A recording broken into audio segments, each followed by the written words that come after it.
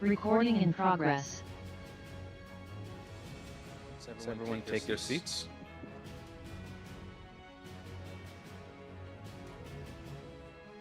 Good evening, everyone. Welcome to a regularly scheduled meeting of the Land Use Committee. Today is Tuesday, October 1st, 2024. Tonight's meeting is being both audio and video recorded. With me in the chamber is City Council President Mark Laredo, Ward 7, Councilor Alan Lobovitz, Ward 6, Councilor Randy Block, Ward 4, Councilor Allison Leary, Ward 1, Councilor Stephen Farrell, Ward 8. I am Tariq Lucas, the Vice Chairman of the committee. On Zoom is Councilor Andrea Downs from Ward 5. City staff who is here is Elisa Sandoval, Kat Kemet, and Joe Iadonisi from the Planning Department, and Attorney Jonah Temple from the Law Department, and our clerk is Scott Matthews. Okay, good. We're going to start tonight's meeting with a consistency ruling for 275 Grove Street. Ms. Kemet, do you have the presentation? I do. I have a very brief presentation that I'll pull up now. So good evening, everyone. I'm Kat Kemet, Senior Planner for the city. This is a consistency ruling for 269-287 Grove Street, known as the Riverside Center. The Riverside Center was constructed in 2000 after being granted special permit number 40-97, and it has a site plan, landscaping plan, and several conditions in the special permit that govern changes on the site. The owners of the building have applied for a building permit that includes several changes to renovate several aspects of the exterior of the building and the grounds.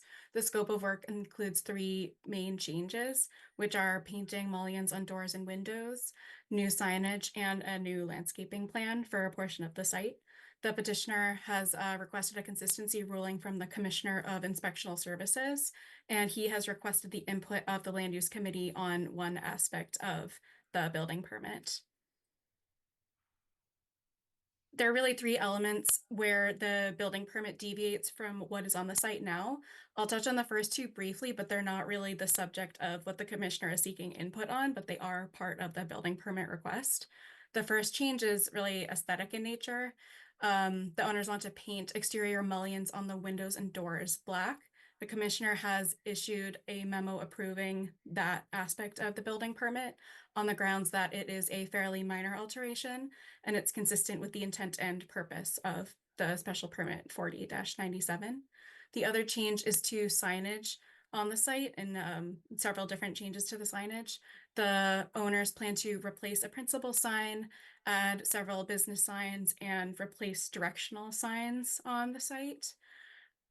Most of the signs proposed are designed to comply with the city's sign regulations. They are subject to the review of the Urban Design Commission, so they will be evaluating and ultimately deciding to approve or not approve certain signs.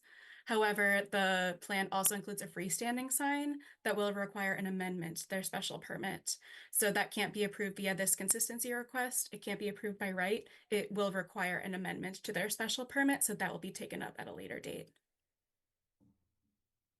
This is the current site plan. The commissioner is seeking guidance from the Land Use Committee today regarding the third change in the building permit, which is some landscaping changes.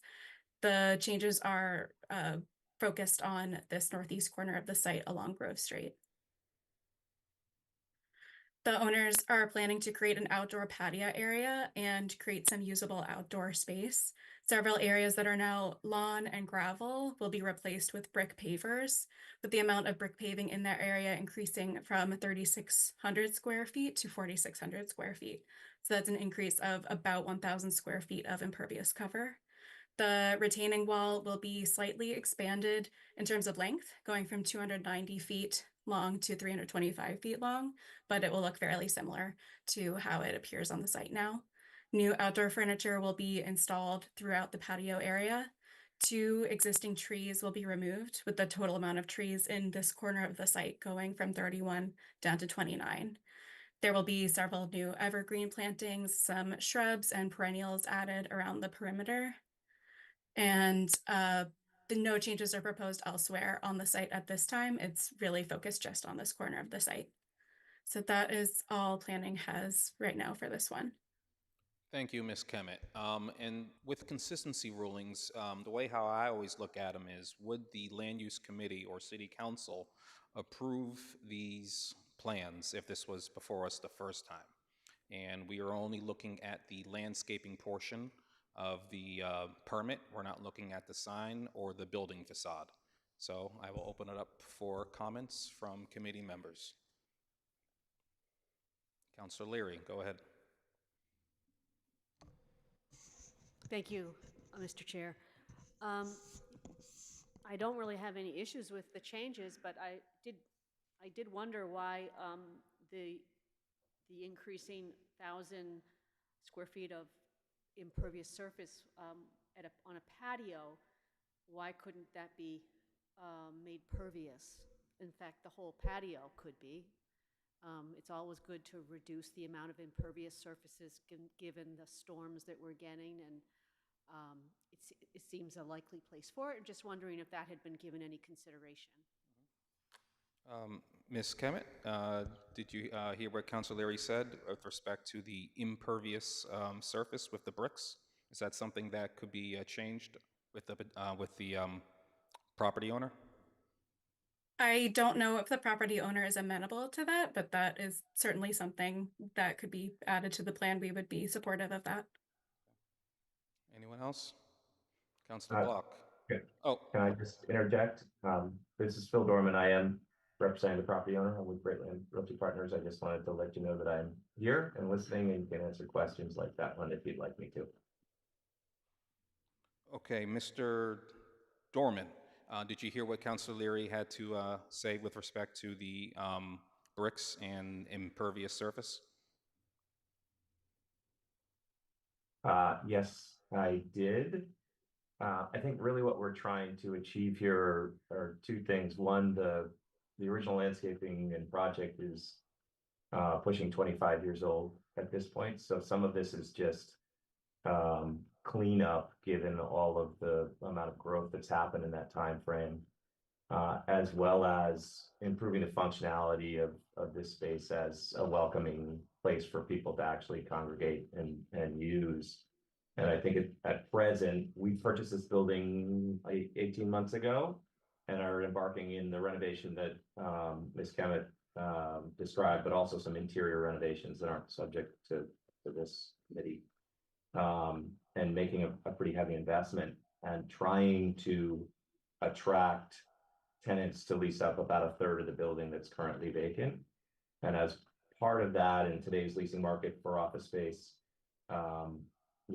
outdoor space that can be used for meetings and functions and community events are really critical to leasing decisions. So as we think about the improvements that we're making, what we're really trying to do is expand the area of usability for those types of activities. And when we go impervious, it does make it a little harder for those types of activities. So I would say that we'll certainly take anything that the committee has for feedback under consideration with our consultant, our landscape consultant, and ask if there is a way that we can achieve this with impervious or with pervious materials rather than impervious, if that's the request of the committee. Thank you. Go ahead, Councilor Leary. Mr. Dorman, I would very much appreciate it if they would take that under consideration. Thank you very much. Yes. All right. All set, Councilor Leary? All right. I thought I saw Councilor Block with his hand up, and then we'll go to President Laredo. Thank you, Chair. I've been thinking about consistency and what we really are asked to be doing here. And my working definition is to advise on whether something is in harmony with and not in conflict with or contradictory to an existing, in this case, plan. So it seems to me that we're not here to say whether this is a good idea or a bad idea. That's not what's in front of us. What's in front of this is this consistent with what's been approved in the past? And it seems to me it's hard for me to see how it is. 1,000 additional square feet of impervious covering seems to me very significant. I actually think the loss of 2 trees is very significant. So we're just here advising the Commissioner of ISP. We're not taking a vote. We're not the decision maker. But my advice to the Commissioner would be that this is not consistent and should just go through the regular process for amending the special permit. Thank you very much. Thank you, Councilor Block. President Laredo? So I have a somewhat different view than my colleague from Ward 4 on the consistency issue. To me, the question is, if this had come to us in its present form, would we have approved it at the time?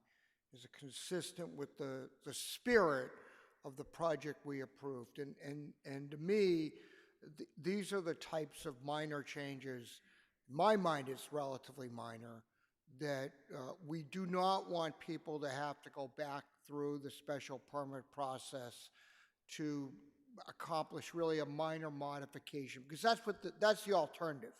They go back through, they file for a special permit, it costs everybody a lot of time and money.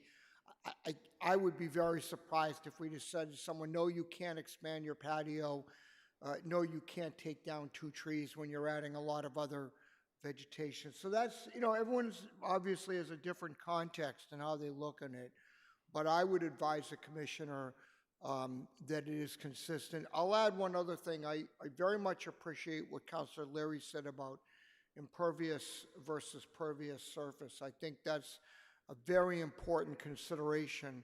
What I don't know, and I would defer actually to planning on this, is does pervious surface types of pavers, for example, does that cause issues with people with mobility issues, for example? I don't know the answer, but I would certainly want to consider that as part of the equation. With that said, I think we're quite rightly encouraging much more pervious surface in the city for the reasons Councilor Larry articulated. Thank you. Thank you, President Laredo. We're going to go to Councilor Downs, who's on Zoom. Thank you, Chair. I would align myself with Councilors Leary and Laredo on this item. Okay, thank you. Anyone else from the committee? Nope. Okay, so my take on this is that it is consistent with the plans. We want the outdoor space to be used, and I'm going to ask, I think it was Mr. Dorman, if you could talk to your contractor about the possibly using impervious surface, sorry. All right? No problem. Thank you. All right, thank you. You're all set. I'll pass the word to the Commissioner of Inspectional Services. Thank you. Okay, next item. Docket number 275-24, Sam and Randy Goldberger request to withdraw their special permit request. Does anyone from planning want to introduce this one? I don't believe we have a formal presentation. I checked in with the homeowners and they found a by right path, so they have asked to withdraw. Thank you. And we do have that letter in our packet. So this was Ward 6. Councilor Lobovitz, you want to make a motion? I move to approve the request to withdraw. Okay, thank you. Any discussion on that, anyone? Seeing no hands, can we take a vote? Oh, do you want to do a voice vote or a roll call? Councilor Block? Aye. Councilor Downs? Aye. Councilor Farrell? Counselor Leary, Aye. Counselor Lobovitz, Aye. Counselor Lucas, Aye. Counselor Laredo. Aye. Motion passes. All right, thank you.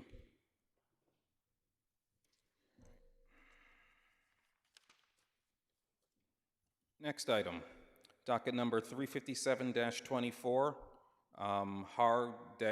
Hardaguri Reddy and Vina Mola Gavali request to further extend non-conforming FAR at 15 York Road. And we're going to hear from planning. Good evening.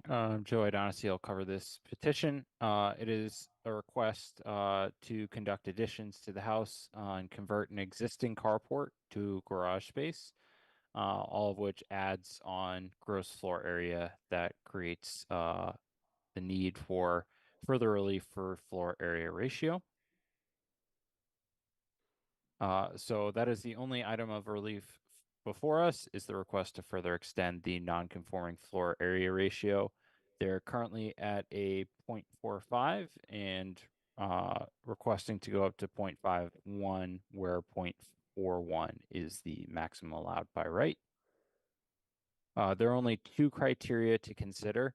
The first is whether or not the additions adding to the non-conforming floor area ratio will be substantially more detrimental than the existing non-conforming uses to the neighborhood, and then the standard floor area ratio criteria, whether or not the project is consistent with and not in derogation of the size, scale, and design of other structures in the neighborhood. This is a look at where the property is. It is on York Road, which is just off Quinobaquin Road, and just to the south of the Waban Village Center and south of Waban Ave. As you can see on the right, it is zoned single residence 2 and in an area that is predominantly single family housing and similar type dwellings. It stands out a little bit compared to other lots in Waban, where just kind of this section of York Road and maybe the other couple of north-south roads coming off Quinobaquin have a little bit smaller lots than some of the other lots you see around Waban, which definitely factors into the need for relief for floor area ratio. This is a look at the site plans as far as the project area.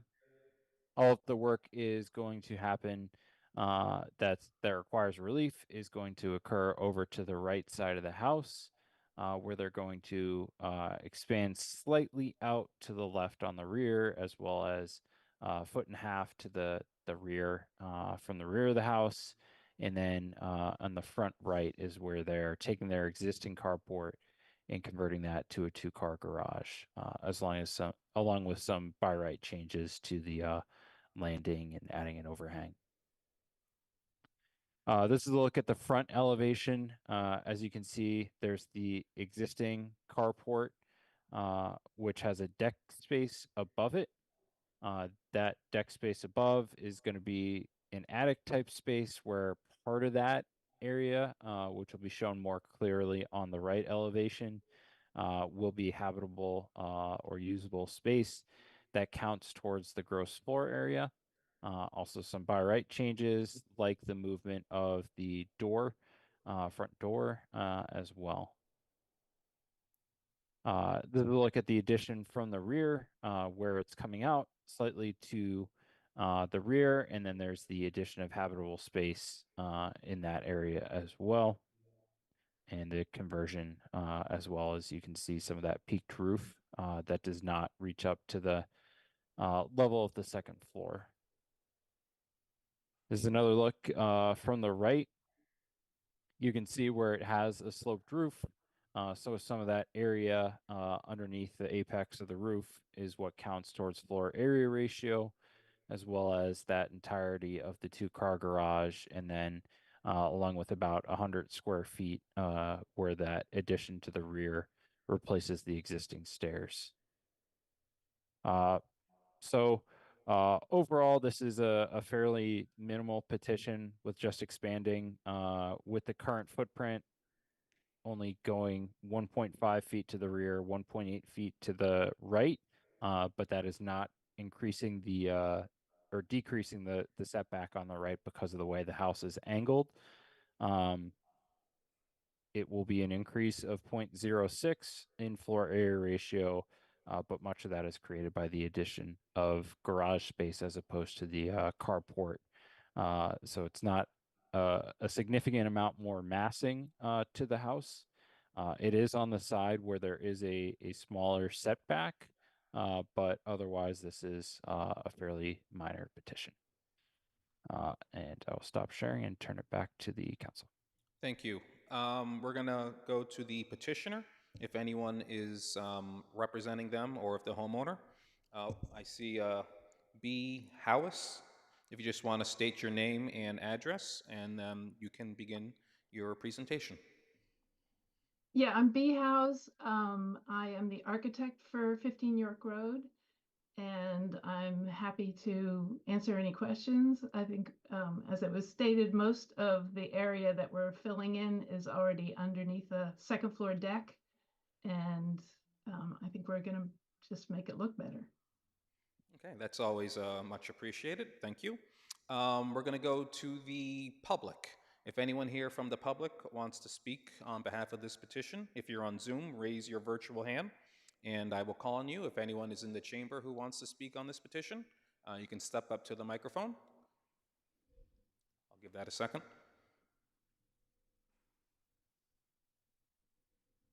Okay, seeing no hands, I want to bring it into committee. Councilor Laredo, go ahead. Absolutely no problems with this. Looks like a super project, modest changes to FAR. It's not my ward, but certainly will support it. Thank you. Anyone else? I see Councilor Lobovitz.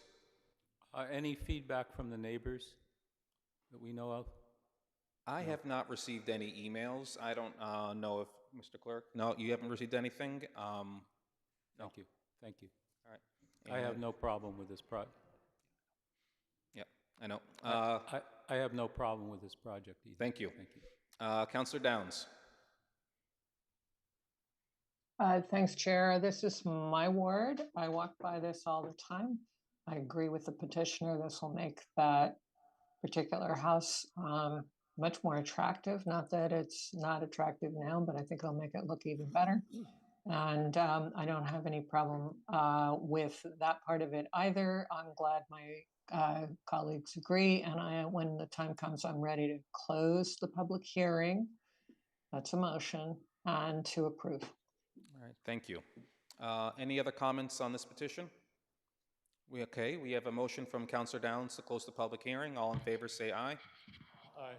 Okay, aye. Aye. Now, we also had a motion from Councilor Downs to approve. Any last comments on this? Do we want to look at a council order first? Yes, we are. Okay.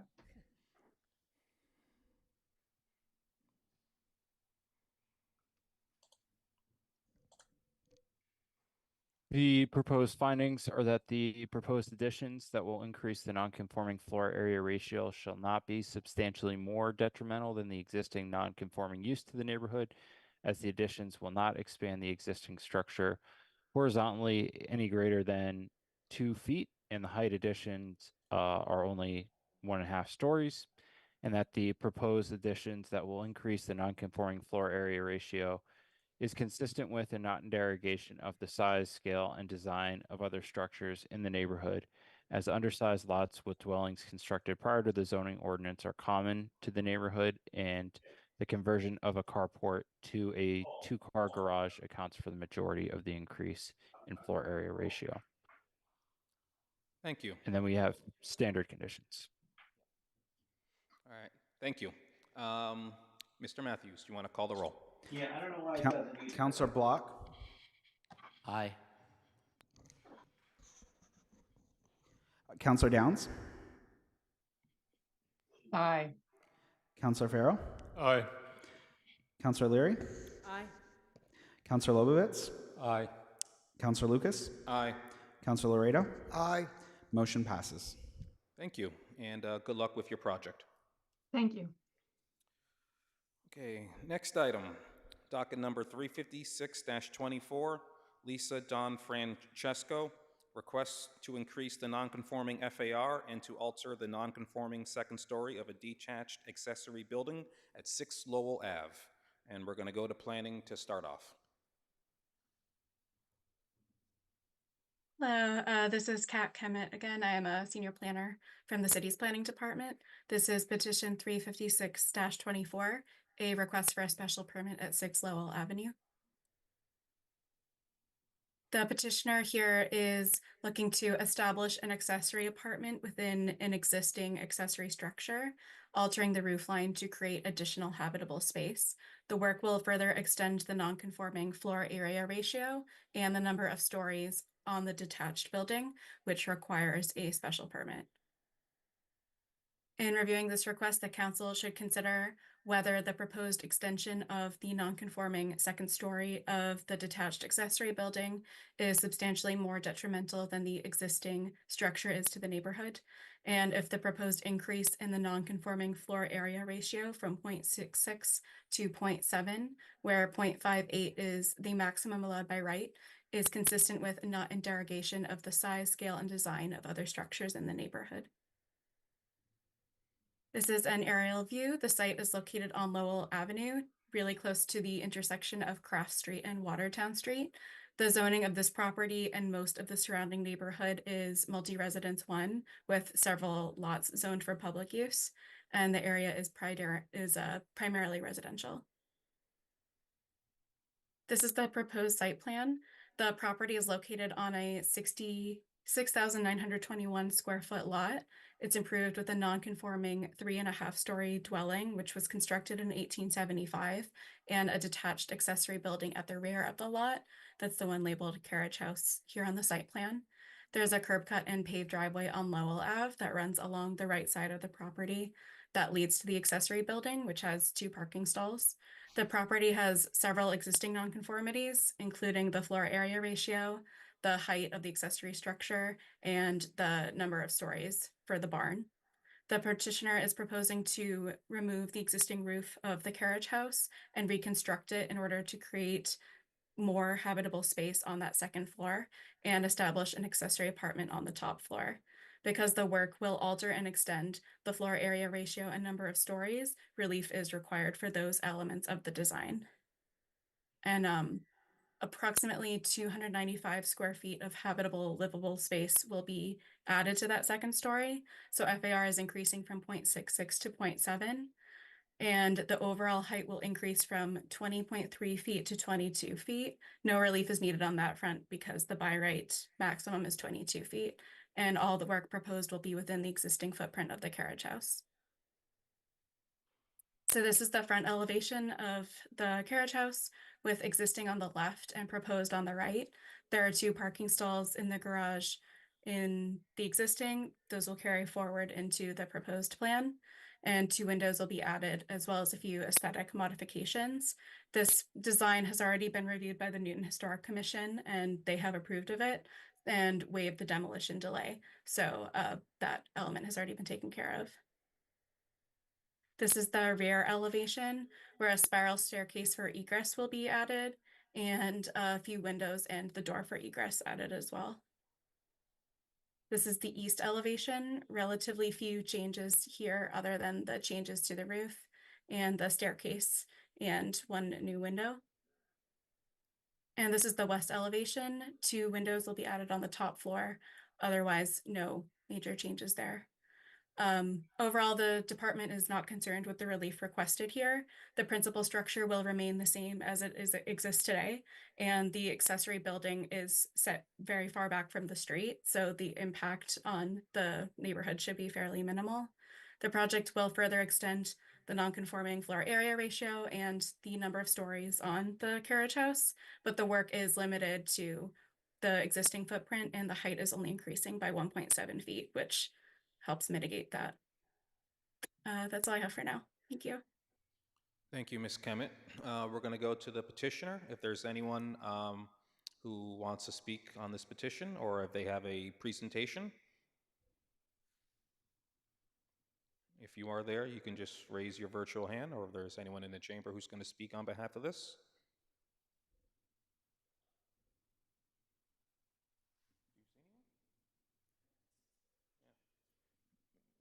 Ms. Don Francesco, do you or does anyone from your architectural team? Oh, Mr. Spalding, do you just want to state your name and address?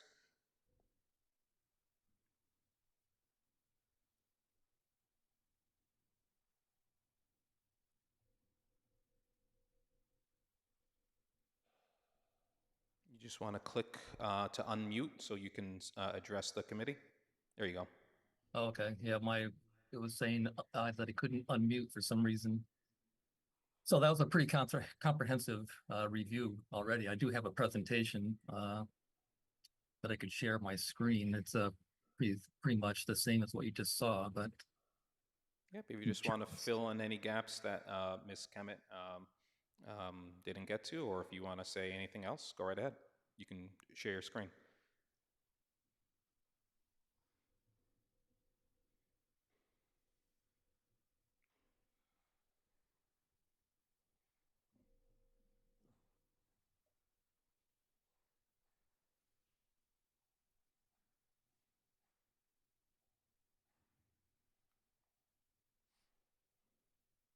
okay.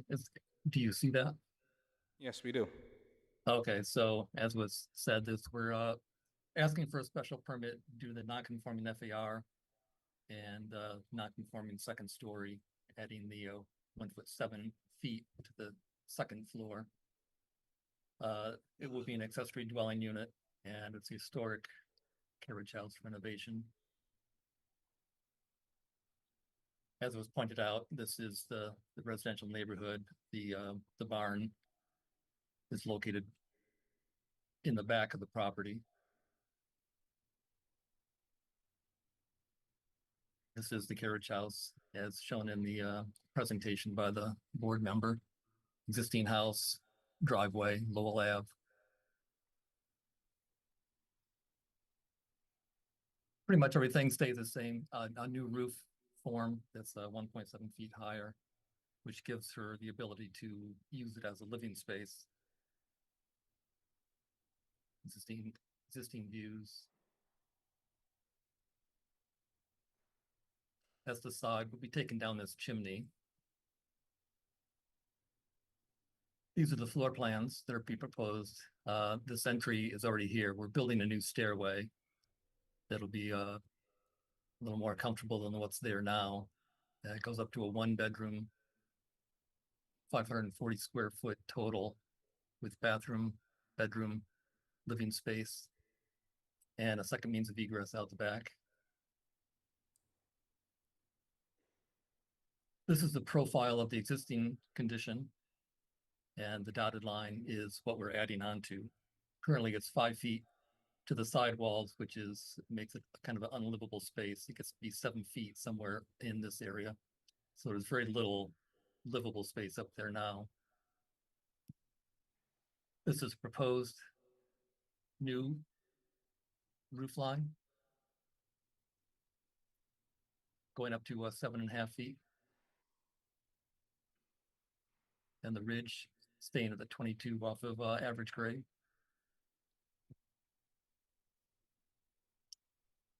Existing new, this will be like a new metal roof and some brackets, a little sidewall with a light to make it a little more carriage house like, and some treatment on the gable end here, centered over the garage doors. Existing, this is the new, very little changes to that other than the addition of some windows.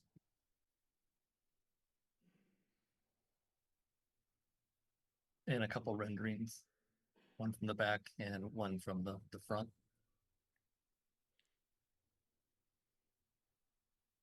And that's all I have. Okay, thank you, Mr. Spalding. If you could stop sharing your screen. We're going to go to the public. If there's anyone in the chamber who wishes to address this petition, you can step forward to the microphone. If you're on Zoom, you can raise your virtual hand, and I will call on you, and you'll be asked to unmute.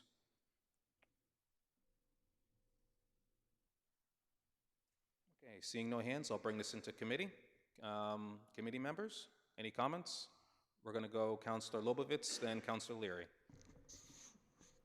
So I like the project overall. I'd wonder about the driveway. It's quite long. I'm assuming, but I would want to confirm that a new driveway is going to be installed. And same question about impervious versus pervious. Could the owner consider creating a more pervious driveway area? Thank you. Okay. I don't know if Mr. Spalding, you want to address those questions, but Yeah, it's go ahead. the asphalt driveway is in very good condition. It wasn't planned to turn it into a impervious. And Councilor Lubitz, what was the first thing you raised?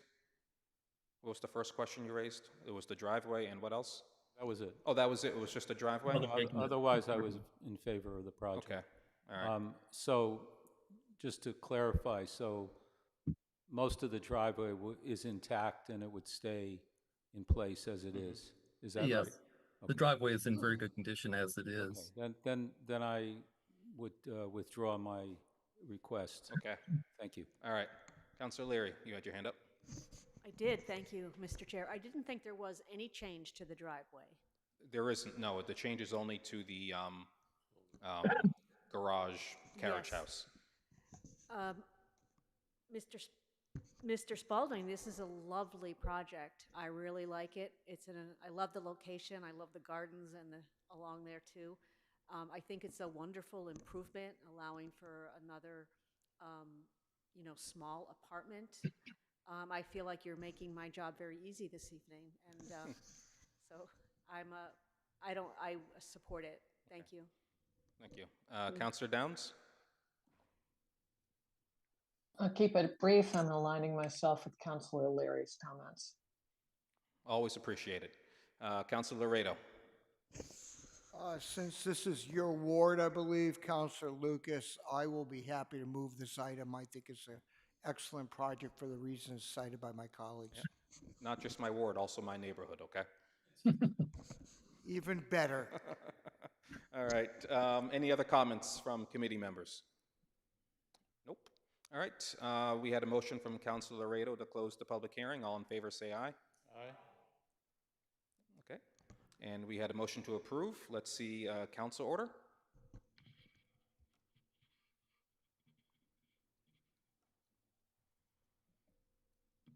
All right, this is Kat again.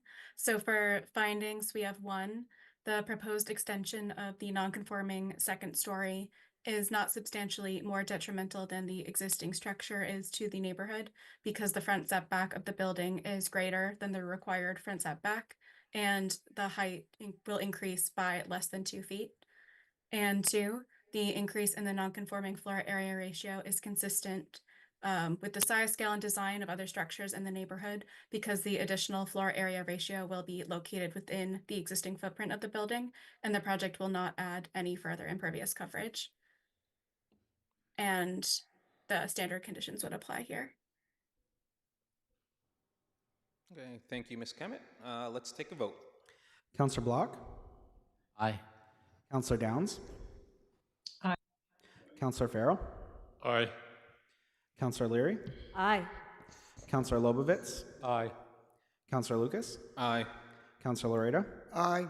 Motion passes. All right. Thank you, and good luck with your project. Okay, thank you. Okay, moving on to the next one. Docket number 160-24, Indiana Terrace LLC. Request to allow a retaining wall exceeding 4 feet in height in a setback and to exceed the FAR at 5456 Indiana Terrace. Let's go to planning, and then we'll go to the petitioner. Okay, good evening, Joe O'Donoghue from Planning. I'll be covering this petition. This matter is a continuance picked up from the last time it was held on August 27th. There are just those two items of relief required for this. Overall, the request to exceed FAR is for 0.58, where 0.54 is the maximum, and then they have retaining walls that reach up to 8.6 feet. And additionally, this is worth noting that this is after the fact relief, as this construction has already occurred. This is a brief timeline where there was initial building permit issued, and during the course of construction and inspections, it was noted that they went over the maximum allowed floor area ratio, as well as constructed some retaining walls that required relief as well. It was initially held on April 2nd, and then held again on August 27th. In the interim, there was also some revised materials that made sure that the plans matched what has been constructed on site, both the architectural and the site plans, and the petitioners have submitted an affidavit from a professional engineer submitting or attesting to the soundness of the retaining walls. And then additionally, we have no updates to the plans at all since then. And on September 18th, we had John Daglian from DPW Engineering updated the engineering memo, which presented a lot of the same analysis and concerns as the first one. Nothing in particular that's focused on the relief. It defers to the Inspectional Services Department as far as the structural soundness of the walls, as those are considered virtual construction, as well as the floor area ratio matter is not underneath that purview. However, there were some things that the petitioners know to update for their construction management plan. That needs to be provided before the building permit. Some things to clean up on the site, including siltation controls, safety fences, things like that. And then there were some items on the operations and maintenance plan that also need to be corrected as well. And as a matter of course, this is within the conditions. We make sure that this is updated, and it's something that has to be fixed before building permit as well. So it is not a particularly large issue that the operations and maintenance plan isn't fully finished and up to the engineering department standards at this time. But we will make sure that is written into the conditions if this is improved, that they will make those corrections.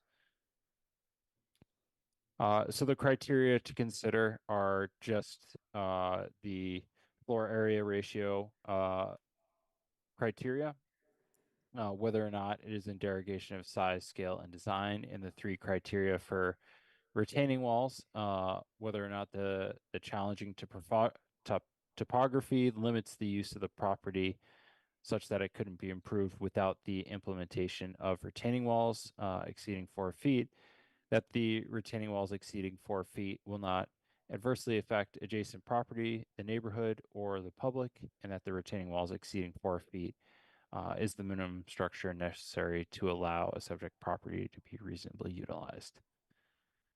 This is a look at the location. Indiana Terrace is located near Newton Upper Falls and not too far away from Needham Street. It is on the side of a hill, and it is in the multi-residence 1 zone. So it is by right seeking to construct a 2-family dwelling.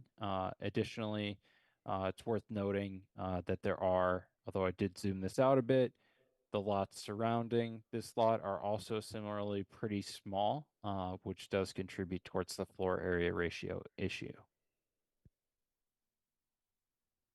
This is what the site looked like beforehand. It's worth noting that there were a decent amount of retaining walls, even though the house was planned out a good bit differently and was oriented differently. There were some retaining walls that were already on the site. along the rear and along the right. And it's worth noting also that there is a drop of about 20 feet from the front to the rear, over just under 80 feet approximately from that front to the rear. So that is a pretty significant grade on the site that does require some degree of retaining walls, erosion control, and different engineering techniques to try and manage that. This is a look at what they have currently proposed. There are several places where the walls reach over 4 feet. Generally, any place where they are kind of perpendicular to the house is where they have the larger drop-offs, reaching the largest drop-off of 8.6 feet over to the left side of the house, but over 4 feet in a few different locations. This is a look at the front elevation as it has been constructed. It has the 2 units with a balcony above the first story, 4 gables along the front, single car garage on each side, and the front entrances around the front as well. This is a look at the property from the rear, where it'll have an exit to the rear down to the patio area there. And overall looks similar to the, or this is the same as the last presentation on August 27th as well as the one before, where there wasn't a lot of change from that original petition. To the right, you'll also see that balcony area, but otherwise, this is the same as it was last presented, and just that change to the front area from the initial petition, which is a mirror image of how it looks from the south as well. So overall, the analysis from planning on this is that the request for floor area ratio relief is fairly minor, considering the basement is largely exposed, the lot is very small, and there are a lot of homes in the area that were constructed prior to the passing of the zoning ordinance, so it will be similar in size and scale to other dwellings in the neighborhood, and won't appear out of place. As far as the retaining walls, planning does not necessarily have the engineering background to talk about exactly what's necessary in terms of retaining walls, but there has to be some sort of degree of change to the grade in order to make construction feasible here, as there were previously retaining walls in place, and that is a very significant drop overall. We definitely will continue to work, if this is passed, we'll continue to work very closely with the Inspectional Services Department to make sure that those walls are not approved for their final certificate of occupancy, or the site is not approved for the final certificate of occupancy unless those walls were constructed properly, with the proper footing and with the proper drainage on site. The issues overall may be fairly minor in terms of the floor area ratio, but in terms of the retaining walls, it's something that we would have to defer to Inspectional Services Department. Just to summarize that, overall, this is a little bit complicated in that it is an after the fact relief petition, and what I've presented tonight has already been constructed. And as we've heard Law speak to previously, the guidance is to consider this as if it were not built yet and as if this were coming to us for the first time. And that's all I have on this one. Thank you. All right, thank you, Mr. Ayadonissi. We're going to go to the petitioner. I think I see Mr. Peirce here. If you just want to unmute and provide any updates to the project. Thank you very much. Can you all hear me? Yes, we can. Terrific. Thank you. Yeah, I don't want to belabor a couple of things that I think, we have spoken on this before. I think it's very important to recognize that the house that's there, except for a very fractional change, is identical to the house that was previously permitted as Joe put on that chronology. And it went through a full ISD and engineering review for drainage and all. Remember, the original house employed a very high 12+ foot wall along the back and was going to involve with a massive amount of fill. And the major reason that the FAR is higher now as compared to the original house is because, as Joe mentioned, a lot more of the basement is now exposed. It's the same basement, it's the same footprint, but now that a bunch of that qualifies as FAR. We did notice that there were a couple of fractional changes to some sort of almost architectural details in the front that just tweaked the FAR above the original proposal in April, but planning pointed out that those really were minimal, and they actually there were a number of places to the right of the decimal point that changed that. So I think that's really important to recognize. John, we used the time that this has gone on to both work with any final concerns of abutters, and my client had met with abutters, done site walks with them, and as I understand it, they've satisfied that the integrity of the site and that it wouldn't create any issues for them. A couple of the wall constructions that Mr. Volkan had to design were actually designed to marry with the walls abutting to ensure that there's no significant issues there. And that effort took place. I talked with John. John went to the site, and there was a letter from the engineer, I believe was included in John's memo, stamped and signed, indicating that he designed these wall systems. We gave him new plans. These wall systems employed the same design as the ones that were previously approved by ISD and engineering, just with much lower walls. And so I think that that's important to point out too. Our engineer has looked at John's memo, and there's a few updates to the proposed draft O&M plan that there are going to be no problem to make those changes, and that modification will occur. The only other thing I'd like to mention, although not requested by anybody, but in working, especially talking with the abutters about what the site was going to look like after it was all done, we proposed a landscape plan that my client put together. He has done, as some of you may know, many homes in the city, has employed landscape plans in the past to great success. When we had filed that during the summer, we thought that was a reasonable approach to soften the site. When it came out as the draft of the condition in the board order, the suggestion from planning was that the final landscape plan be prepared by a landscape architect. I spoke to Joe about that. He obviously said it's really up to the committee.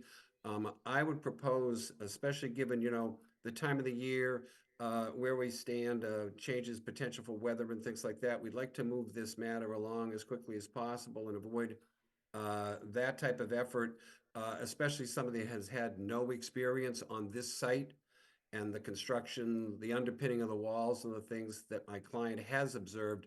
We'd like to be able to work with planning to have a more standard condition that final landscape plan be reviewed and approved by the planning department, and let us work with planning, and even if necessary, maybe bring in Mark Welsh if he's still involved in the city. I've been out of the government for quite a while, and I don't remember everybody who's still in the city anymore.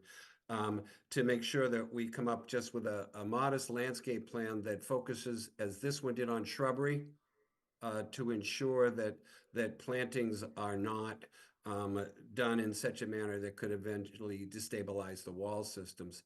So with that, I'd appreciate the consideration of the committee to have as much of the conditioning of this be keyed to CO, at least to make it clear that we could go forward on the utilities work, the interior work to get the house completely fitted in, the gas fitting and all the rest of that, because we're going to run into weather issues. As a practical matter, I think the only building permit work that is really needed on this, since we are where we are, would be some slight modifications to the original building permit to address those architectural features that were brought up back a few months ago. But certainly it's not like the classic petition where work is going to occur and people want to make sure that something like, some of these plans are done before the building permit. The drainage is all has all been inspected. The wall footings have all been put in. These have been all observed by the architect and signed off on, as that letter shows. So it's not really a classic situation. And we'd very much appreciate the committee recognizing that although the delays in this have attenuated the process, that it's actually enabled us to both work out issues with any abutters who had any concerns and to work with John Daglin to be sure that he is satisfied with the issues he had, which were primarily, the stability of the walls and the wall construction. Obviously, any final determination and sign off would be ISD, but that would have been the same situation if we'd have gone with the 12, 14-foot walls that were originally proposed. It's the same construction, it's the same engineer, and the same sign off for inspectional services. Thank you, Mr. Peirce. I hope that can be taken into consideration, and we appreciate the patience of the committee during this period. Thank you. Thank you. Okay, we're going to go to the public first, and anyone on Zoom, you can raise your virtual hand, and anyone in the chamber who wants to address this petition, just come forward and step up to the microphone.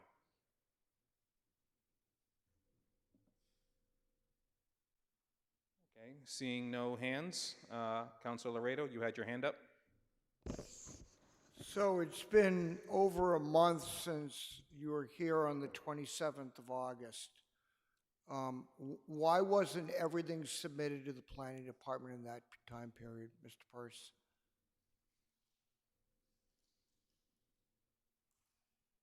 I think, Counselor, that I don't think we had a lot of additional information that was produced at that time. What we were trying to do was just work out any final details to satisfy John Daglian. My sense in talking to Joe was, and the sense I got from the meeting that we had to cut short the last time because it ran so late, was that was the real concern that people might have, is that the stability and the status of the wall systems. And so we didn't file anything new or need to file anything new to get on an earlier hearing. We were just working with John to make sure that he had the materials that he needed. We had previously filed a plan with the new wall construction design. It somehow didn't get as clearly conveyed to him as it had been in the summer. So we made sure that it was filed again with John. And once we got John's understanding that he was all set and he was going to have the follow-up memo, I think that's what then enabled us to be on this hearing. Attorney Peirce, the memo that we received from the planning department indicates there's a number of things still missing, period. I'm going to be really upfront. I don't want us to be considering petitions when material that the planning department needs is not there. And, as far as I'm concerned, it's not ready till everything is submitted. Now, we do sometimes let landscaping plans be done after the fact. There's some logic to that for smaller projects. But this has been, for lack of a better word, a bit of a troubled project. It's coming in for relief after the fact.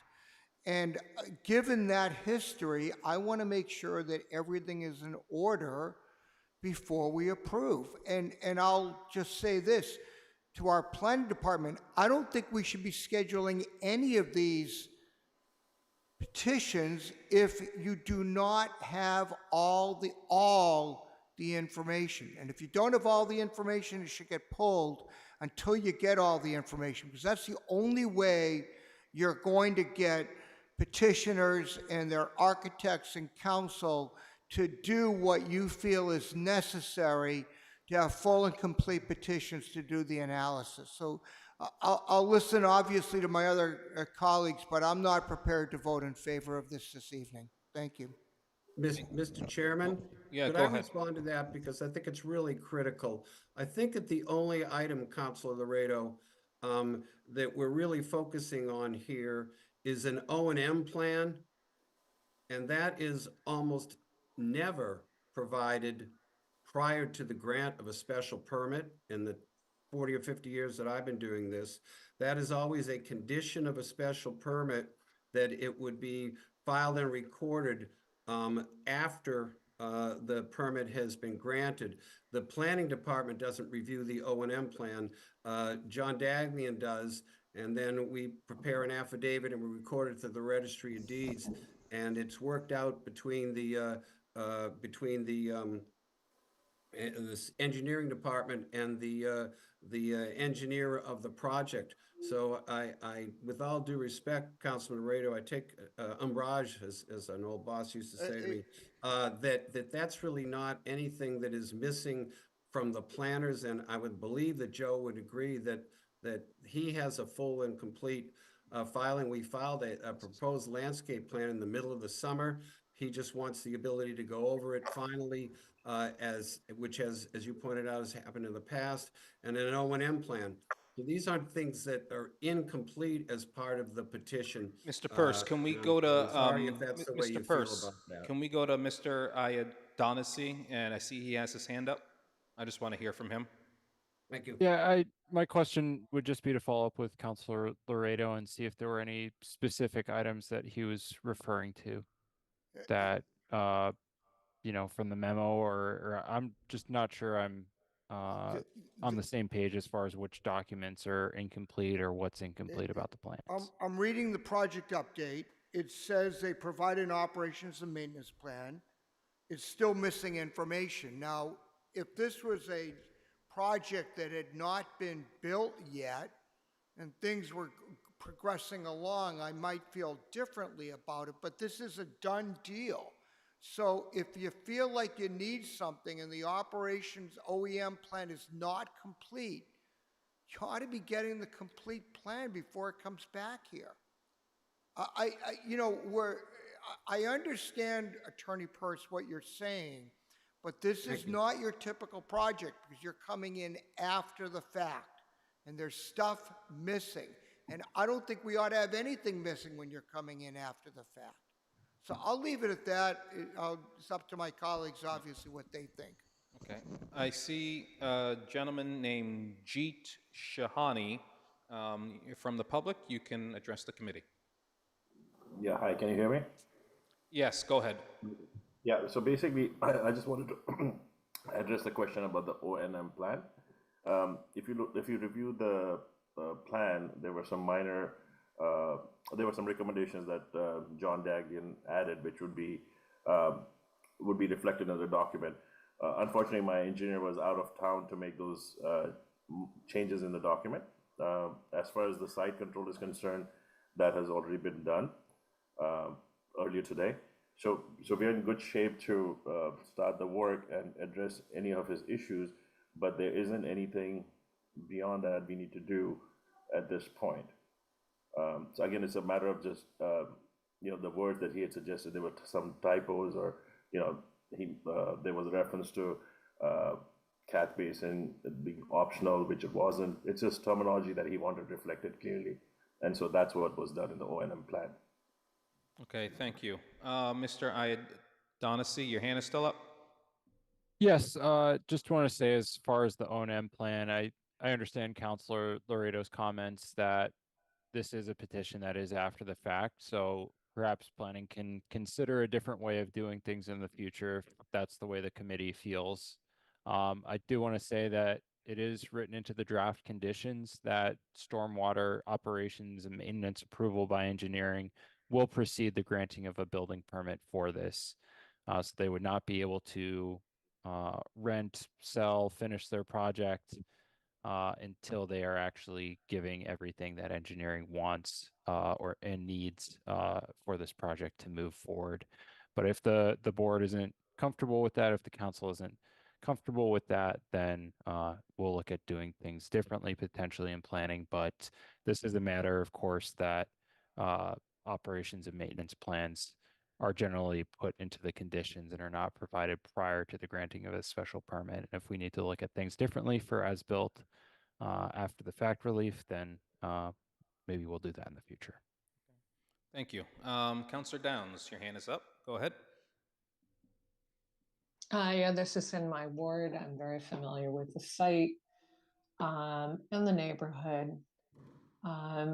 Colleagues, I don't think we need to drag our feet on this any further, as long as the information that you want to have is in the order and they can't issue a CO until all of those conditions are met. I suggest that we move forward to this. So I am going to make a motion to close the public hearing and to approve with the conditions in the council order. But if my colleagues want to amend that and add an additional condition that is not in there to make sure that these plans get O&M plans and other inspections happen. My understanding is they do happen. And we don't need to put it in the order, but if that makes you more comfortable, I'm willing to take those amendments. Thank you. Thank you, Councillor Downs. Any other hands? I see Councillor Leary. Thank you, Mr. Chair. I'm very uncomfortable approving something after the fact, and I was not happy with the legal advice that we're supposed to treat this project like it was never built. I don't think that's right at all. However, I'm sympathetic to Councillor Downs' comments. I do believe that before they get their permit for occupancy, that everything will be looked at. I think they have a real, they're taking a hard look at this project and they're making sure they're going by all our rules. But I just this is a separate conversation, but I would like to talk to ISD and planning about why this project wasn't caught earlier and flagged before it got so far along. I feel like I have no choice to approve it, but I'm holding my nose doing it. Thank you. And I think we first heard this in the spring. It was either April or May, and then we held it again during the summer of a few months ago, so it's back again.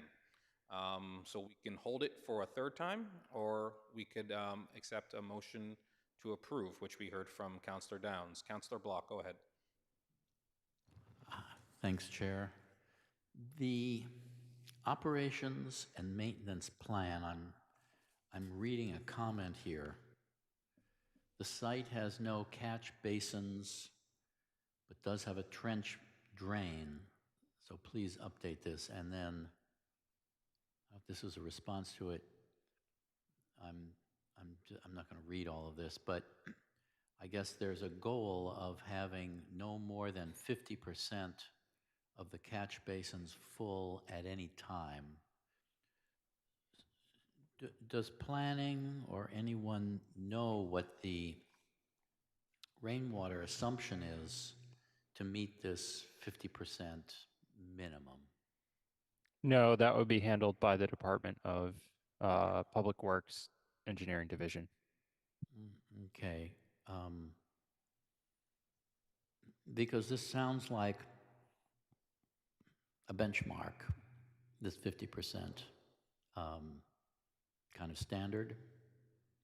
And that's dependent in part, I guess, on the rainwater and how much we get in a 24-hour period and what the assumption is for what the maximum rainwater that can be managed by the catch basin system that's been built.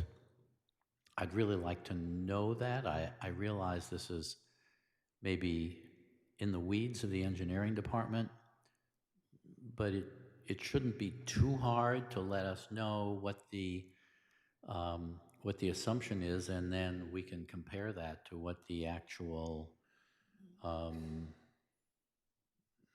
rainwater experience is that we're having these days on a, say, a 10-year storm or a 20-year storm. I mean, those are data that are kind of out there. I would like to know that, so I'm not sure how I'm going to vote on this. Thank you. Councilor Block, I see Mr. Shahani has his hand up. Perhaps he can answer your question. Go ahead, sir. You just need to unmute. Okay.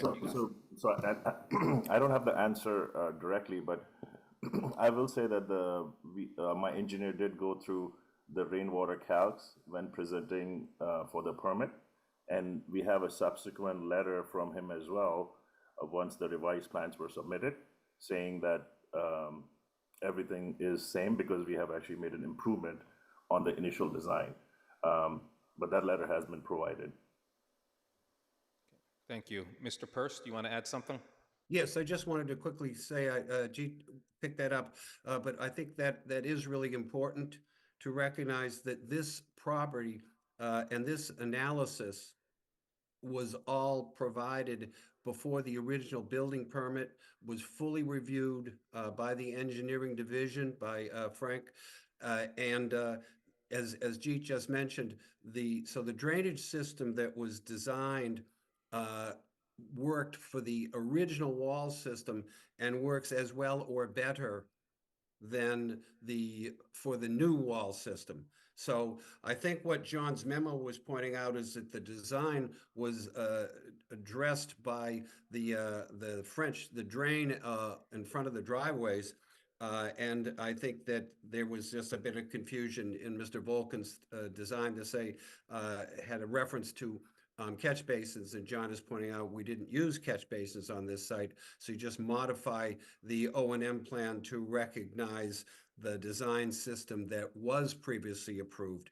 And so it's more of a, as Jeet had mentioned before, I think it's more of a typo issue than a question of whether or not the design was going to deal with the 10 or 50 or 100-year storm. That had already been addressed with the stamped and signed calculations that were filed and reviewed by the engineering division to enable the original building permit to be issued. And the drainage system that's in is the drainage system that was previously approved by the engineering division. It's just the wording of the O&M plan didn't, it included some information that was not part of the actual, as people cut and paste, I think. And so Mr. Volkin was just gonna respond to John's note there and just modify the language in the O&M plan, but it doesn't change the drainage calculations that were previously approved. Thank you, Mr. Peirce. Councilor Downs, your hand is up. Go ahead. Thank you.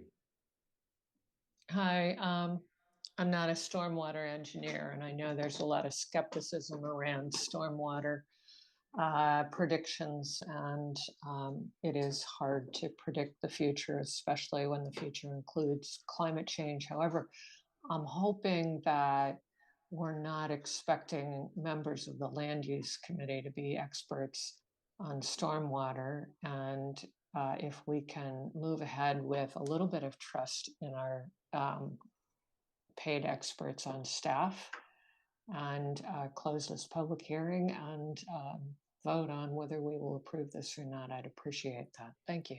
Thank you. Oh, Councilor Block? I'd just like to say I don't think it is outside our abilities to ask simple questions about the drain water capacity or the stormwater assumptions. That's information that ought to be presented to us, that's all. Thank you. So I'll just give you my take on this. They're not going to get their CO until they fulfill everything that was outlined in the memo. And they need approval from DPW's engineering division and from inspectional services with respect to the retaining walls and the stormwater. They're not getting their CO without it. I would like to think that this is flagged in inspectional services and in DPW. I think there's very little that we can do on the land use committee and from planning's point of view on this petition. So if Councilor Downs has made a motion to approve, I will vote yes. Are there any other comments before we close the public hearing? Seeing none, we have a motion to close the public hearing. All in favor say aye. Okay. Let's take a look at the council order.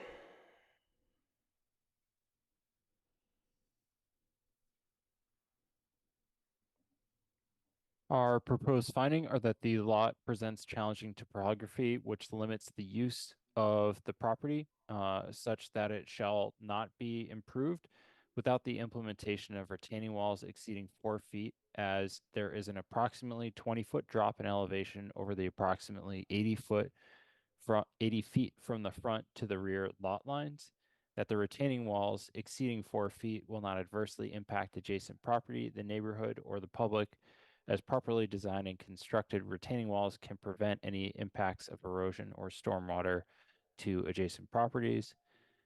Third, that the retaining walls exceeding 4 feet is the minimum structure necessary to allow a subject property to be reasonably utilized, as there is insufficient level area present on the lot to support a building prior to the installation of retaining walls. And lastly, that the proposed increase in nonconforming floor area ratio is consistent with and not in derogation of the size, scale, and design of other structures in the neighborhood, as the dwelling is in a neighborhood where small lots are present, and the dwelling appears as a 2-story dwelling from the street.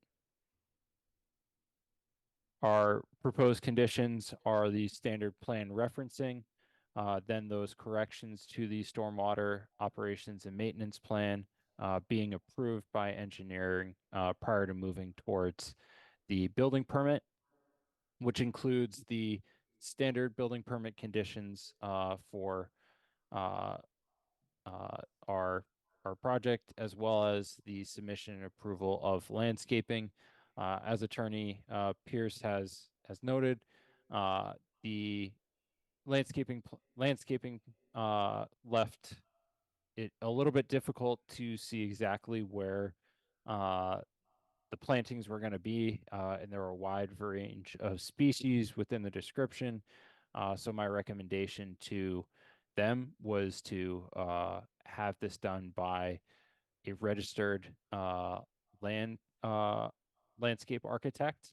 That is not necessarily the standard course for a 2-family as we go through the special permit process with it, but because of the retaining walls and because there was some vagueness to that landscaping plan, that's what I personally recommended and planning recommended. But that is at the discretion of the council whether or not we need to move forward with that. Council, as the petitioner has brought up some counter arguments to that. Next are the occupancy conditions, which include the standard occupancy conditions plus final landscape approval, and lastly, landscape consistency, maintenance, and replacement.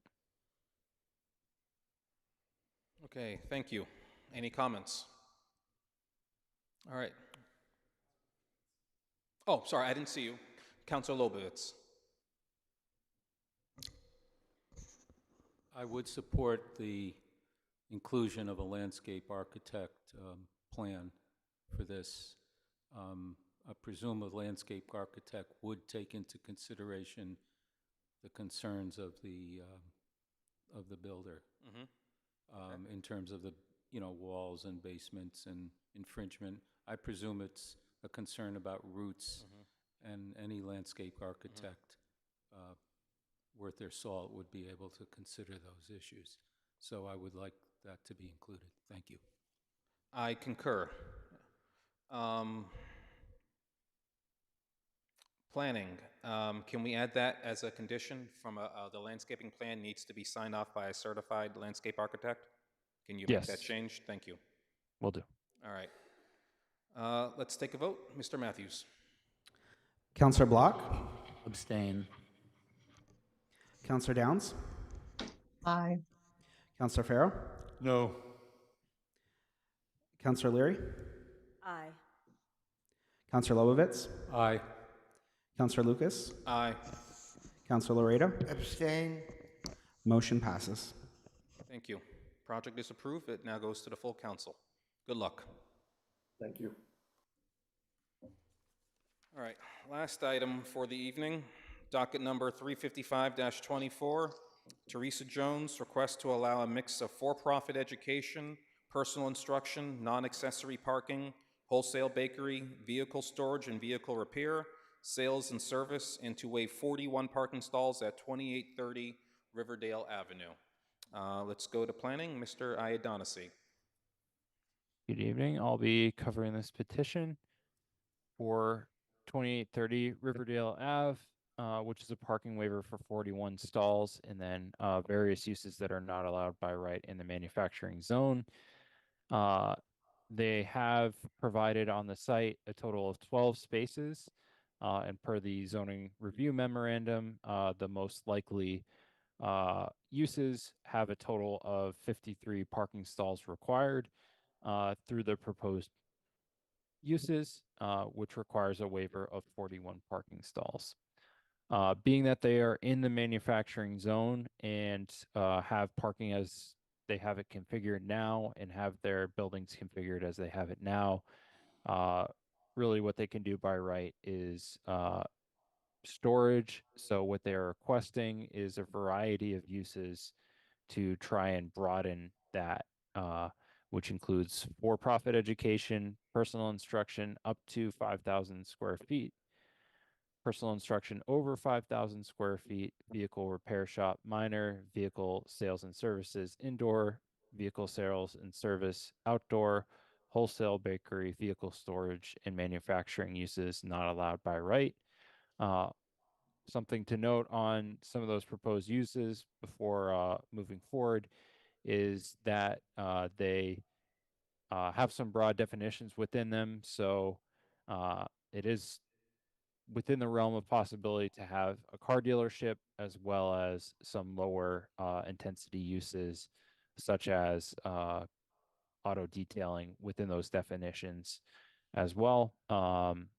And generally, these can be characterized as kind of broad uses designed to try and increase the amount of clientele that they can attract to the site. The criteria to consider are the four standard criteria: whether the specific site is an appropriate location for the proposed uses and parking waiver, whether or not the proposed uses and parking waiver as designed will adversely affect the neighborhood, and that there will be no nuisance or serious hazard to vehicles or pedestrian created by the parking waiver and proposed uses, and that access to the site over streets for the types and number of vehicles involved in the parking waiver and proposed uses is appropriate. I'll look at where the site is located. It is in a manufacturing zone. It directly abuts the Charles River Reservation to the north and the Ollie on the Charles to the left, and is right off California Street along Riverdale Ave. You have some other industrial type uses that are consistent with the manufacturing zone, as well as a couple of apparent single and two family dwellings, and also offices along that area, but generally fairly consistent with a manufacturing zone with some business uses nearby, and then that large multifamily at the Ollie. I'll look at the site plan. So this petition is coming to us without any actual construction proposed. All of the construction on site in the site plan was constructed by right in 2022. To the north, units 1 through 3 in that one building pre-existed the by right building permit. And those are currently in use as a contractor's yard for a landscaping business. And then down on the southern or bottom part of this image, those 6 units were constructed as new construction in 2022. We have been told that there's 2 units that are rented out, one to a manufacturing use and one to an office use. Both of those are by right uses in the area, but if they were to have office space for the remaining 4, then they would definitely be well above the parking requirement and require some additional relief with that. So with there not being a lot of work, there isn't much to show. In general, this is a little bit of a difficult petition, as planning is supportive of efforts to increase the commercial viability that the petitioners seem to be seeking. Allowing these uses in the manufacturing zone in general would be a productive thing to allow business owners more places to operate and the petitioners more potential lessees for their units, more potential businesses that could employ residents. It's just right along the Charles, so people could take the bike path to it, or it's not far off bus routes. So in general, not an inappropriate place for that commerce. And with the parking waiver, we are generally supportive as well, although it is a very significant ask.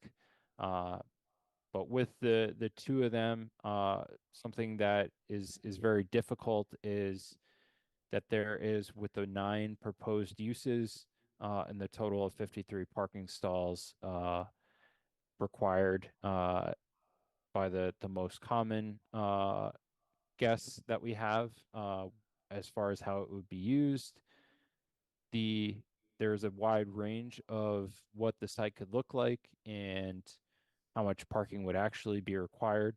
Some of these uses would be more intensive in terms of parking, such as a car dealership, such as a vehicle repair shop.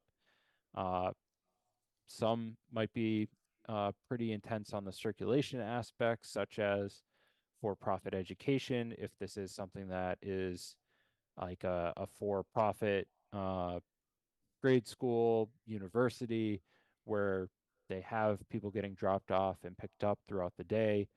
That could be, or all at once, that could be pretty difficult.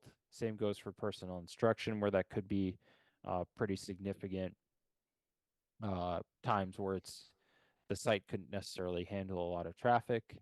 So those are some uses that we just aren't fully comfortable saying are going to be fully fitting for the site in particular, even if they are things that might be particular or good for diversifying the range of uses in the manufacturing zone. We don't know if this specific site can support those kind of things.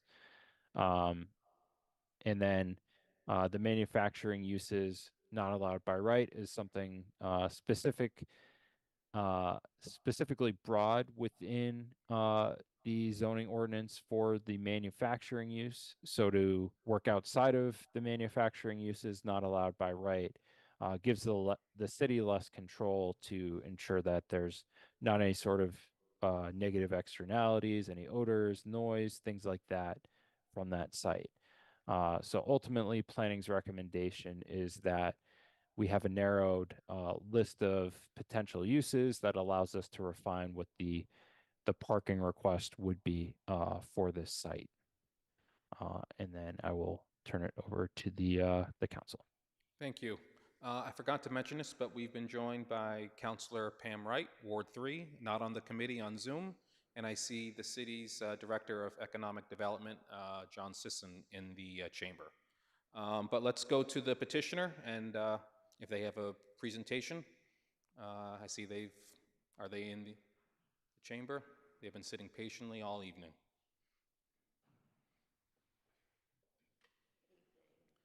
If you could just state your name, address, and address the committee. Hold on, you gotta turn on the microphone. There's a button there at the base.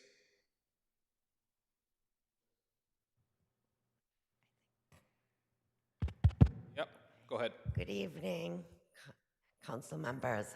Teresa Jones, 31 Whitlow Road, Newton, Mass.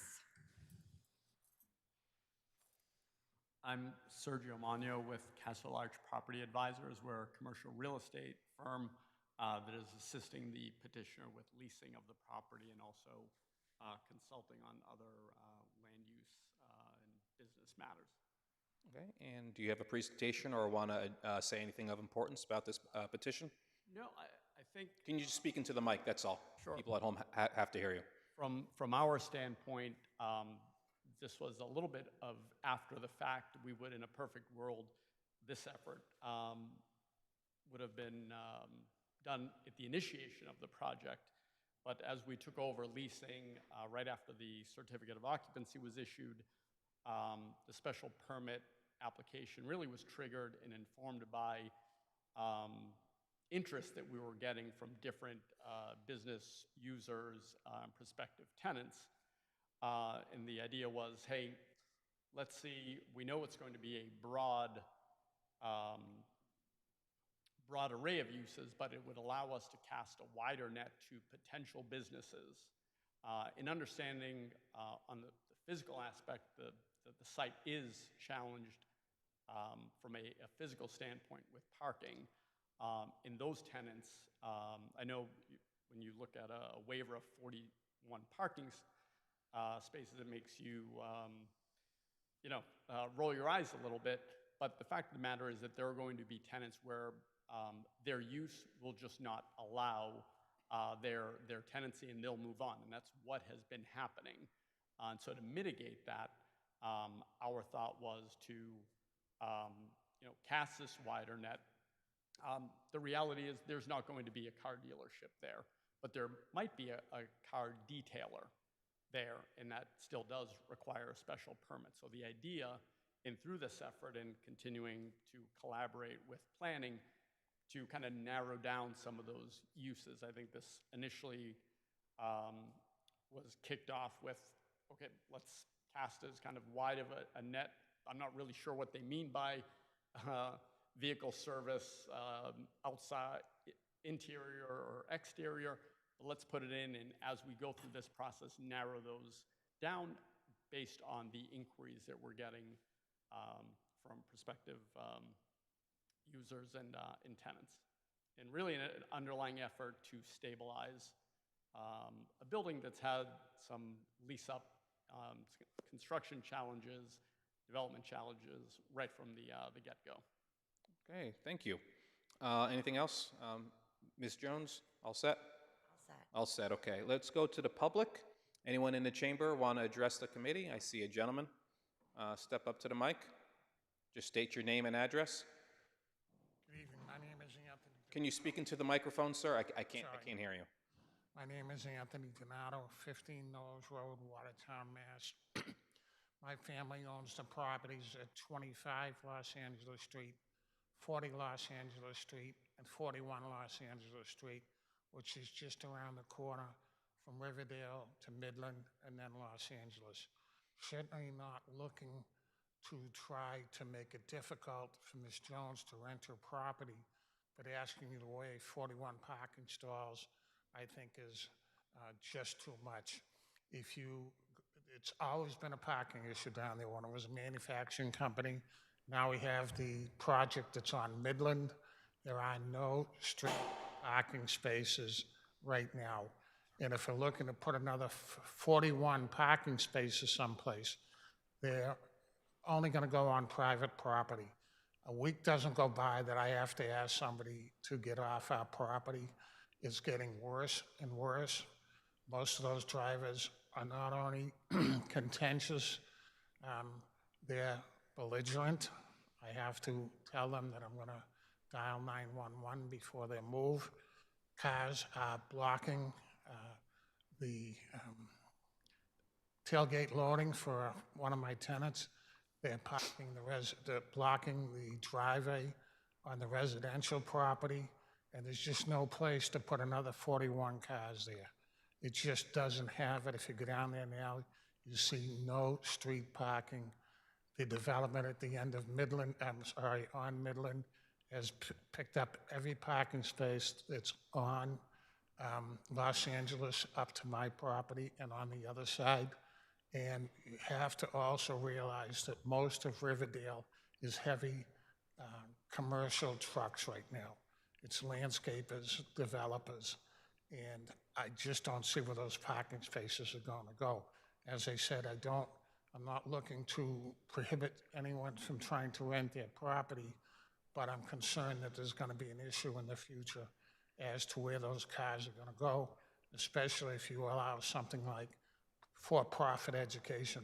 I don't see where the cars are going to go, and it's going to become a problem. We are doing our best, and we have not had a car towed yet, although our properties are listed for that. We try to work with the people because you don't want anyone to have to pay to pick up their car, but I would suggest to you that it's a very large concern to waive 41 stalls. Thank you. Thank you, sir. Anyone on Zoom wish to? Oh, did I see a hand? Yes. Terry Sarah, go ahead. Hi, Terry Sarah, 44 Cook Street. I completely concur with the gentleman that just spoke.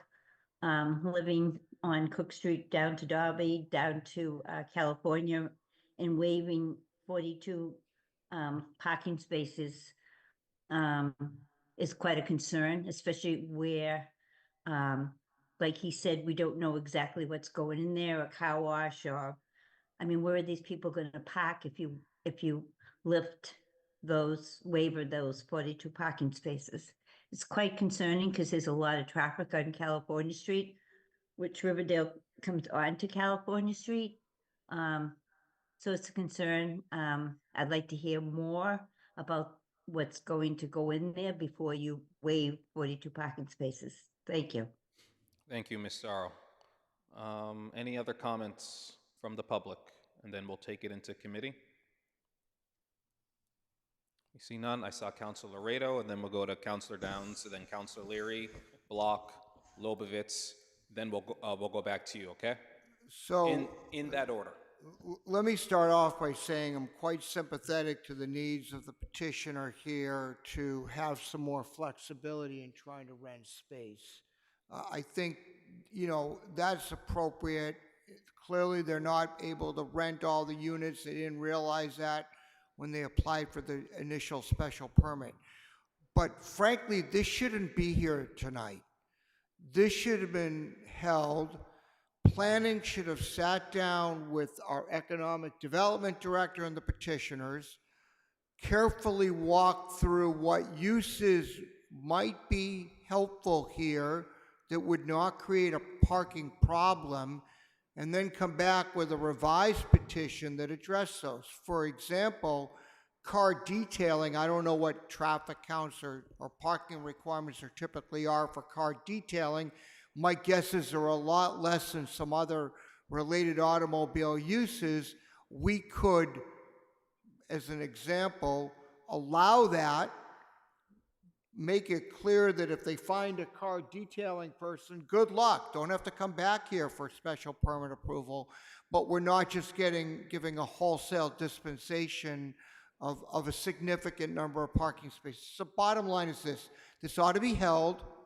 I think planning ought to work with the petitioner, economic development director, come back here, and then they're going to have a viable plan that I trust will be approved pretty quickly. But again, I don't know why it got here in the first place tonight. I'll leave it at that. Thank you. Thank you, Councilor Laredo. I think what our job here tonight is just to provide some feedback to the petitioner and into planning about the parking ratios and the potential uses that are going to go in here. We're going to go to Councilor Downs, and I think I said Councilor Leary. Is that right? All right, let it go. Thank you, Mr. Chair. Just a question for planning. Is the parking limit our only the only handle we have on the manufacturing uses by right, if we give that up, do we give up any ability to regulate more noxious uses now that we've got a multifamily next door? That's kind of a concern, and I'm wondering what other tools we might have, or whether we have to stick with the parking minimum. Yeah, so specifically for the manufacturing use itself, it says that there can't be any odorous, noxious, or I forget what the last term is, but essentially uses that would bother neighbors. And it wouldn't be any sort of a change in the parking requirement if you do manufacturing versus manufacturing uses not allowed by right. Both would be the same in the parking table. There isn't a separate manufacturing uses not allowed by right parking requirement. So that's kind of where the recommendation to keep that manufacturing definition as the zoning ordinance has it there with as a requirement for the site. All right, so to be clear, if we waive the requirement for manufacturing uses, waive part of the requirement for the manufacturing uses, the zoning ordinance still covers the kinds of uses that might be a problem next to a residence. That's correct. So even Okay. by allowing these not by right uses, they are just going to revert to those standards as if they were allowed by right. So a lot of these uses are allowable in the business use zone. They would have the same restrictions applied to that use as if they were a site within the business use zone conducting that use.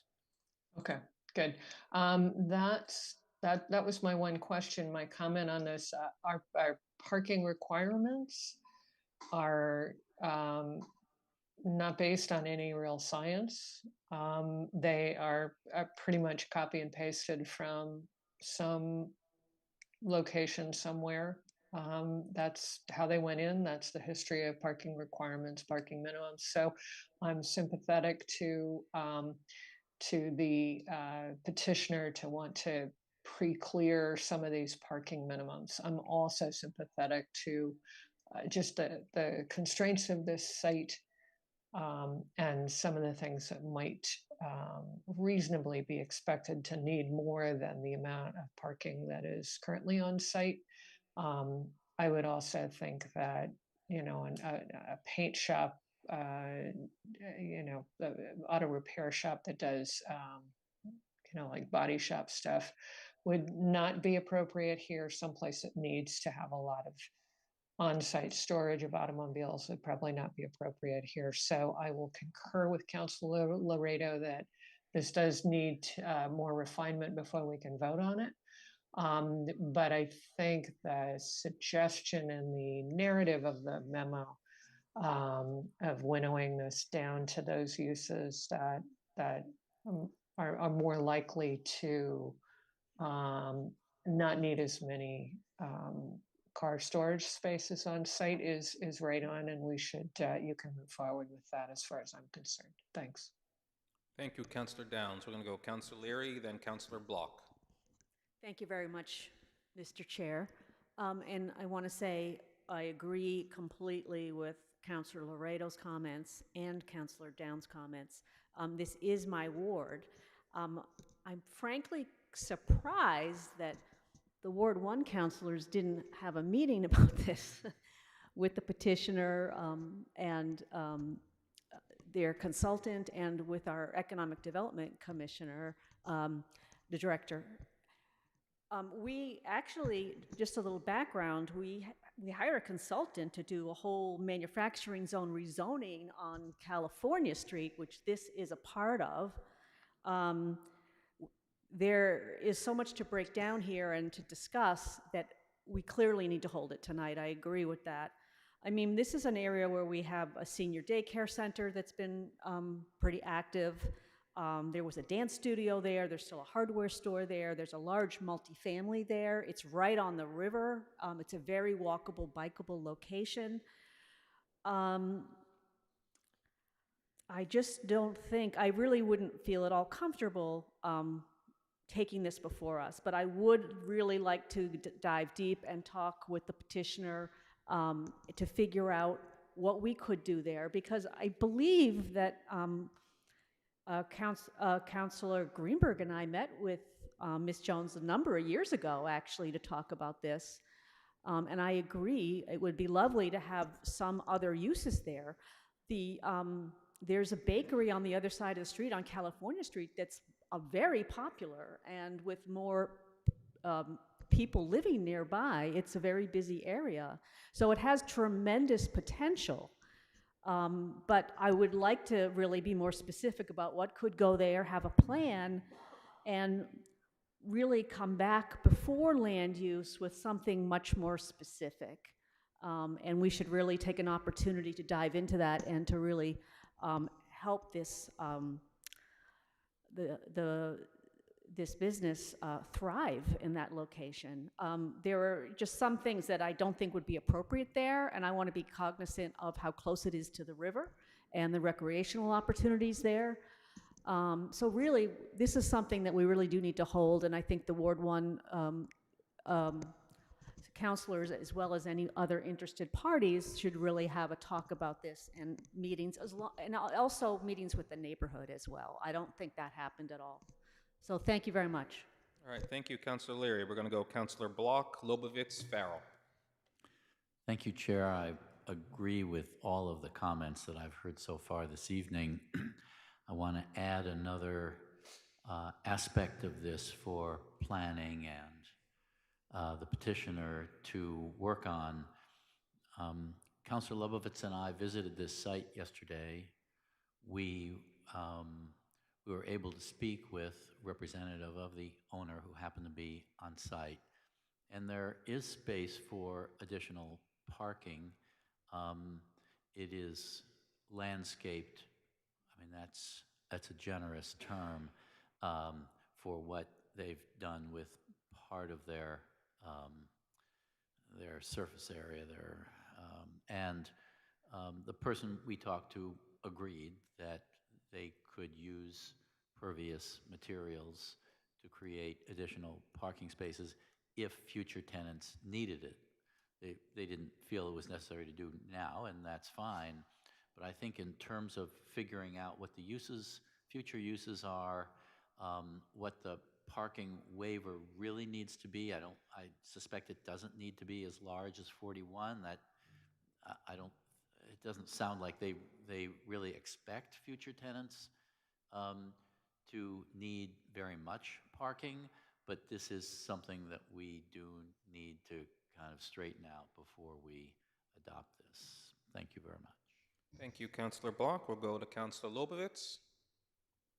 So just following up with Councilor Block's comment, could we pull up the design of the site plan? Area, the site plan? Excuse me. Mr. Iadonissi, can you bring that up? Yep, will do. So this is a look at the site plan. Yeah, so that open area on the left, I'm just wanted to clarify for everybody what we're talking about. Where there's a row of trees, maybe 4 or 5 trees, I can't remember. It's in that shaded area in the middle, to the right. Yeah, there you go. Yes, there. So in the middle of that area, if we're looking at it vertically, there's a row of trees. And to the left of that, as I'm looking at it, that's all soil with I think, a curb there. And so what we were speculating is whether parking spaces could be created in that area to the, as I said, to the left of the trees, which are right down the middle. So I just wanted to second Councilor Block's suggestion that the petitioner look at that possibility of creating more parking spaces. I don't know if that's possible, but encouraging them to look at that as a, modifying factor. Thank you. Thank you, Councilor Lubovitz. Councilor Farrell. Thank you, Chair. Just two quick questions. One is, I think in the presentation, it was twice mentioned that there were construction issues, and I'm wondering if there are continuing construction concerns with the project, and if so, do they have any impact on your trying to rent space?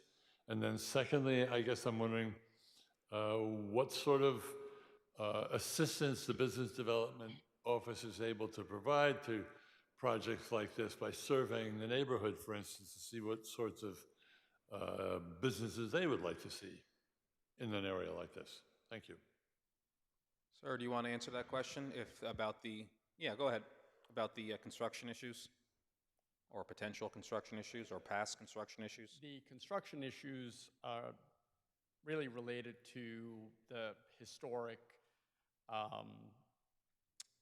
development of the site. As we sit here today, there are no construction issues. Really, the hurdle to leasing is just that there's this uncertainty of whether certain uses are allowed. And again, that was the idea behind casting such a wide net that, obviously as we sit here, isn't super informative. But, I think in thinking about that 41 spot waiver, I think to a certain extent, that's a pro forma calculation. It's anticipating all of these uses at the same time, which is not actually even possible, at least not now. And I think we also need to consider that the actual businesses, and understanding where you're coming from, they won't rent if they can't park, if their employees can't park, if their customers can't park. And just to give you a sense of how we're being mindful of the neighborhood, thoughtful of co-tenancy, looking at the building in isolation, you'd say perfect building for a granite company, countertop. But then you're like, well, there's an apartment building there. There's the Charles River walkway there. So you don't want somebody cutting, grinding, creating noise, and dust and all types of vehicular, large truck traffic. So we said no. But we lost a catering company. They would have been doing some light prep, but really just storage of food. But we couldn't physically park it, so they had to look elsewhere. One of the two tenants that we do have in the new building is 4A Coffee Roasters. They relocated from Brookline, and they do small batch coffee roasting. And that, if we could have 9 of those types of uses, that would be perfect, because it's low intensity of employee, it's low intensity of parking, and I think is somewhat friendly to the sensitive nature of the environment we're operating in there. All set? All set. Councilor Farrell, did you get your answers to your question? Kind of. I mean, I guess, I think of, for instance, my barber just moved into a 450 square foot space. Sounds like a place that this could be useful. We often talk about having little neighborhood hardware stores where people can go in and get things that they don't have to go to Home Depot to buy, but have something like that. I don't know. I just wonder what we do to survey a neighborhood to see what kinds of services they would be interested in having there. It wouldn't necessarily require a lot of parking that they can walk to. I just don't know what services we provide, or how we try to find out from a neighborhood what they would be interested in. Thank you. I don't mean to drag this on. No, that's fine. Did you want to address?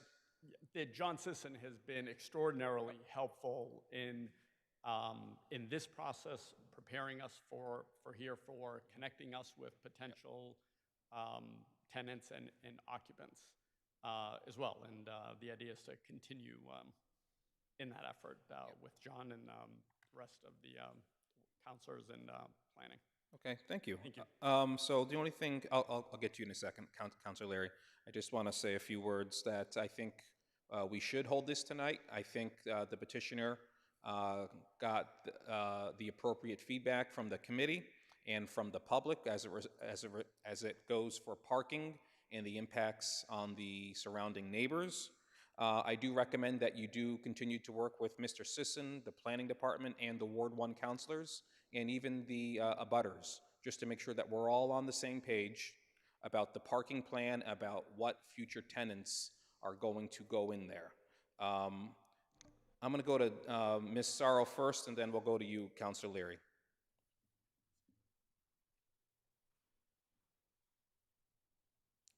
You need to unmute. It's possible she forgot to bring her hand down. Well, that's always a possibility. When Oh, it's, I'm sorry, I forgot to put my hand down, sorry. you're a mind reader, Councilor Leary. Go ahead. Mr. Chair, I would like to make a motion to close the public hearing and a motion, is this a public hearing? It's not, right? This is a public It is hearing. a It's public open. hearing. If we're going to hold it, then I would recommend that we keep it open. Oh, that's right. That's a good point. I would like to make a motion to hold. Got it.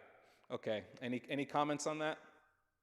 No comments? Can we do that on a voice vote or a roll call? Roll call. Councilor Block, Aye. Councilor Downs, Councilor Farrell, Aye. Councilor Leary, Aye. Councilor Lobovitz, Aye. Councilor Lucas, Aye. Councilor Laredo. Aye. Motion passes. Okay. We are done with our business for the evening. It is 8:56 and we are adjourned. Thank you. Good night.